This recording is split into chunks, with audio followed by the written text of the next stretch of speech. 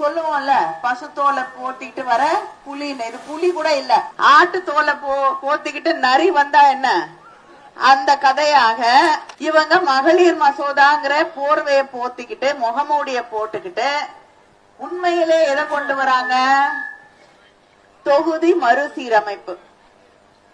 அந்த தொகுதி மறுசீரமைப்புல ஒன்று, தமிழ்நாட்டுல மக்கள் தொகை குறைவா இருக்கு. அங்க யூபி போன்ற பீகார் போன்ற இடங்கள்ல எல்லாம் மக்கள் தொகை அதிகமா இருக்கு. அதனால இப்ப இருக்கக்கூடிய தமிழ்நாட்டுல 39 எம்பி இருக்காங்க, அதை குறைச்சிடுறேன். அங்க அதிகமா மக்கள் தொகை இருக்கு. ஏன் அங்க மக்கள் தொகை அதிகமா இருக்கு, இங்க மக்கள் தொகை குறைவா இருக்குன்னா, நமக்கு திராவிட மாடல் ஆட்சி தமிழ்நாட்டிலே நடந்தது.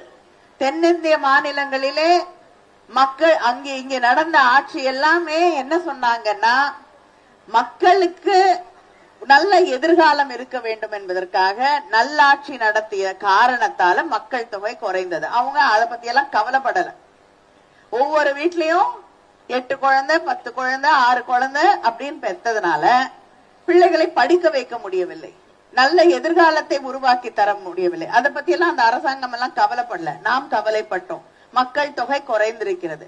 இன்னைக்கு நல்லா படிச்சு பரீட்சை எழுதின பிள்ளைக்கு 0 பாஸ் ஃபெயில் மார்க் போடுற மாதிரி நமக்கு இன்னைக்கு நம்முடைய நாடாளுமன்ற உறுப்பினர்களை குறைப்பேன் என்கிறார்கள்.